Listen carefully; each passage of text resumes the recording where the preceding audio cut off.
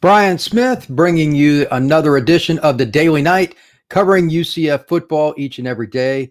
I'm going to be doing this podcast each morning, Monday through Friday, and on the weekends, it will depend on what's going on with UCF's football situation, whether they're playing or not. Of course, this weekend they won't be, but I'm still going to do some stuff this upcoming weekend on Saturday and Sunday as well. Today, we are going to discuss Mikey Keene, the new quarterback for the Knights. Gus Malzahn has announced him as the next guy up, and that's why we're going to break him down.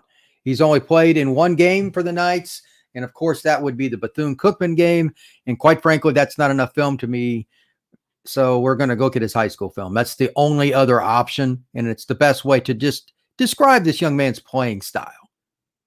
That's all this really is. Let's define his playing style. Before I break down the film, and I'll share the screen for his underclassman film. He's got a lot of junior film. He didn't put up much senior, but his style of play hasn't changed, so it doesn't really matter. Before I do that, here are a couple of things to know about Mikey. This is a young man that has been well coached, as I will mention numerous times while his film is up, and again, that will be just a moment.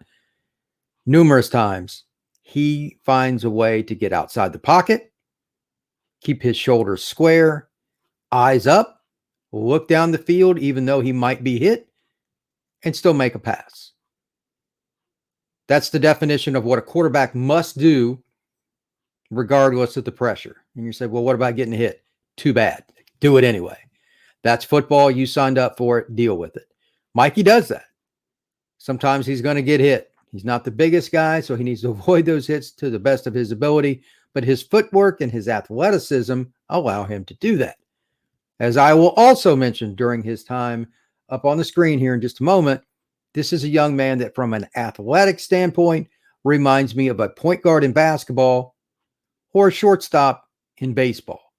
Those are positions where the team leader, the best athlete, the guy that has tremendous athleticism in terms of lateral quickness, all of those types of attributes will come into play. Keene has it. Finally, he just makes unorthodox plays look more natural than you would think. The second play from scrimmage here in just a second I'll show will represent that, but he finds a way when things look really bad to turn a play into a positive game. He's not your typical 1985 West Coast offense quarterback. Hike, step, throw. He has good footwork. I'm not saying he doesn't, but he is a rhythm passer to his own style. Meaning whatever happens on that play, that's his style. He will figure it out. The closest comparison for UCF fans would be Mackenzie Milton, but he's not as unorthodox in terms of some of the weird things Mackenzie would do in terms of arm angle, etc., to make it happen. He was a true magician. I'm not saying Keene was on that level, but it's the same concept. Find a way to get away from the rush and create a positive game. So, with that, I'm going to share my screen here. And Mikey is a fun player to watch. It really is an interesting deal because there are only so many guys like him. And quite frankly, it's just easy to look at him and say, well, what's so surprising about this young man? Well, look at this here. He's 180 pounds, and he took on a linebacker, and he didn't care. I'm not sure I want him doing that against Navy or any other team, and here's the play I referenced a moment ago. The ball's dropped, wasn't a very good snap, but still that's a rhythm pass, just the way he kind of threw it over the top. He's got good flexibility in his shoulders to still throw over the top. First option's missed there because there was no opportunity to get it. The coverage is good, so he moves on. A lot of guys would have just taken off and run with it. He didn't. Keene here steps up, avoids, goes to his right, finds a guy open, makes a really good throw. When he simply couldn't have good balance because he was running, he found a way to make it happen. Here is a rhythm throw, and he used touch over the top. That's what we call a level 3 ball. That's lofting it in. But he can also throw the level 2 ball, which you'll see here in just a second, and that is it. It's got some zip, so it gets there in time, but it's over the linebacker. It's the hardest throw in football is in between the safety and the linebacker. He threw that to the corner well. Several of these plays, you'll see that where he finds a way to fit it in between two defenders. When you can do that, that's when you really start to make a name for yourself. Here, that's a level 2 ball that's perfect. Over the linebacker before the safety, you cannot throw that football any better than what Mikey Keene did. There's another one where he just kind of made a play. That's a Mackenzie Milton type play that just drove defensive nuts. That's what Mikey does as well. That play right there is a little dangerous at the college level. When you throw over the middle weight, that can end badly. Those are the things I'm worried about. We'll see what he does against Navy, because as I will talk about numerous times this week and next leading up to the Navy game, you will get sick of hearing me say this in my articles or in my podcast, but it's just true. When you go up against a freshman or sophomore quarterback, or even just a first-time starter, the thing that most defensive coordinators do is go away from man coverage and utilize zone. The reason for this, zone coverage makes the young man think. They don't want him to be natural like this. They want Mikey to be in a situation where he has to evaluate and take time in the pocket, hoping his feet will stop and he will be confused, and then he'll look down. That's what guys usually do. Now, Mikey's not a normal quarterback. Again, he's been coached very well, but you still don't know how that's going to translate to a college game when a team has a chance to prepare for him. And quite frankly, we're just going to have to wait to see what Navy does. I expect them, based on how much experience they have in their secondary and what their coaches like to do anyway, to run a lot of defensive schemes that change after the snap. Even if that's not what they've done to this point, there has to be a way for them to do that, because they're looking for what I would call a freebie. That play I referenced a minute ago over the middle, those can be dangerous at the college level. The players are faster, stronger, bigger, and they're coached better, etc. Cover 3, for instance, they might drop a rat in the hole. That's the old term that Nick Saban likes to use. The free safety in the middle of the field acts like he's playing back after the snap. Very key. After the snap, he takes a couple steps back, and then he charges up. So the coverage is different, but your route is set. Your quarterback's thinking one way. If you do not adjust on the fly, that crossing route or that seam route, that post route, you might have somebody undercut it and take it the other direction. Those types of plays, that's what I'm concerned about. I don't know if Navy has the skill to do that. I haven't seen them play this year, but they're certainly going to look for a freebie. They're not going to just run cover 2 and make it easy for them. They're going to switch. If they don't, it's very poor coaching on Navy's part, and it would be hilarious because Mikey will shred that. I will go ahead and tell you that now. He's very consistent when he knows what he sees, because he's an accurate passer. Look at that right there. It's a very nice rhythm throw. Here's a nice play action. That's a nice level 2 ball right there. He has the ability to make most of these throws pretty easy. I don't think he has the strength to throw an out pattern on the opposite sideline with good coverage. That's going the other direction. But nobody really runs that at the college level. And that's why there are about 10 to 15 guys in the world that are any good at quarterback at the professional level. It's almost impossible. You're talking about 50 yards on a line. Not many guys are going to do that. At least 40. Josh Allen, Kyler Murray, Dan Marino, John Elway, guys like that could make that throw. Fantastic. He doesn't need to be that guy. And quite frankly, I don't think he will be. But this is a situation where UCF is really going to have to do something to find a way to get Mikey in position to make plays. Does he have the ability to scramble some and get outside the pocket? Absolutely. I don't think that he's going to be running a lot of option necessarily, but he could run some of it. He could also do some things in regards to making a play, doing stuff on his own that we don't necessarily expect. But at the same time, we have the ability to look at him and just say, hey, what's the deal with Mikey here? Can we find a way to make him comfortable and just put him in a position that he's going to be Mikey? We can't make him Dillon Gabriel. Every quarterback is his own guy. And Mikey is a player that doesn't need to be anything more than who he is. He has a very good running game. Whether Bowser plays or not matters, because he's a very good pass protector. That's my one concern with having a young quarterback. They oftentimes don't have great ball security.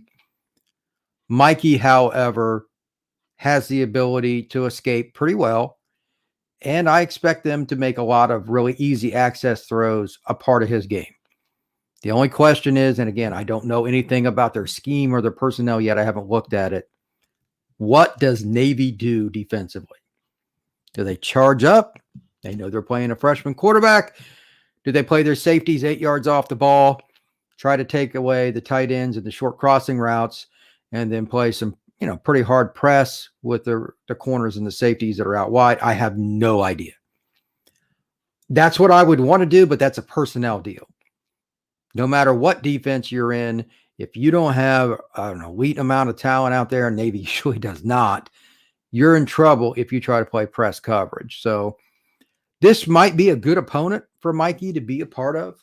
I'm curious to see if he has that ability, but I'm also curious to see more.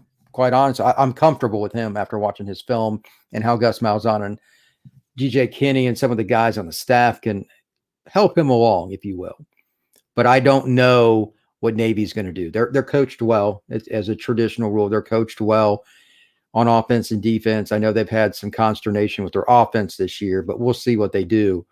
The point is still this. Navy has an opportunity to go against a freshman quarterback. They're going to throw the kitchen sink at him. When and where do they do it? I have no idea. And maybe they'll come out immediately and they might throw a blitz at him just to kind of rattle his chain a little bit. But I think that Mikey, based on everything that I've seen on this film, and I'm watching some more here, he's not a guy that's going to get rattled easily. He's a football player. He adjusts on the fly.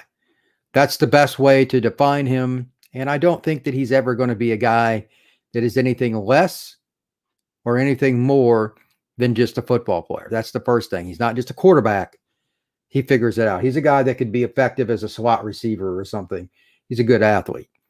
He'd figure it out.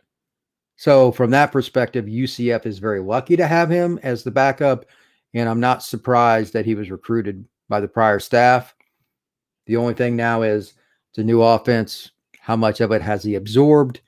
He went through spring and all that. That's great. But it's just not the same when you know you're not going to get hit. This is the one thing that college coaches can't fix. In practice, for those of you that don't know, just full disclosure, the chances of a quarterback getting hit in practice are extremely low. Guys will get screamed at and have to run laps sometimes if they even touch, and I'm not kidding, even touch a quarterback, because you just can't replace them. You just can't. So when you get in the game, it's different. There's no in between there. Either you are or you aren't being hit by the opposing defense. Does Mikey handle that well? We're about to find out. Now, again, it's Navy. They don't have the same level of skill Cincinnati's going to have. If he was going into his first game and it was Cincinnati, it would be a problem. UCF would probably get annihilated. That would be my full disclosure, and I would tell everybody I expect them to lose by 20, maybe more. That is a complex defense with serious athletes and pass rushers. That is a horrific scenario. Fortunately, that is not the next game. You get Navy first. That'll give you an opportunity to work some things out. And of course, there's the additional bonus, and this is fantastic. It's a bye week. Navy is not this weekend. UCF will be playing Navy the weekend after this upcoming weekend. So there's some extra time. Now the question becomes, how much of it does Mikey Keene utilize to not only feel comfortable with the offense, it's being comfortable with the receivers. No two positions on the football field are more connected than wide receiver and quarterback.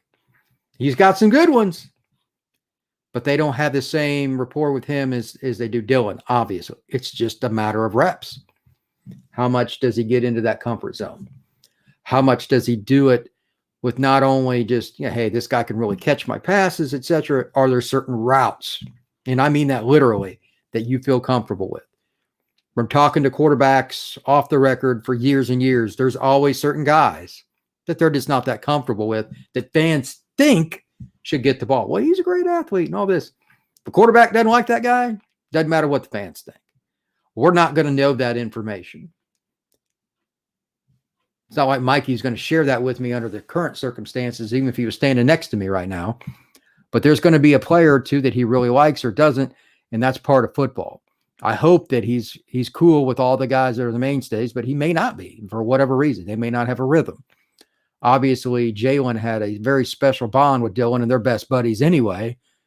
But Ryan O'Keefe was totally in sync with him and has been. I mean, O'Keefe could be a number one for a lot of teams, but they also have Jalen. So hopefully those two.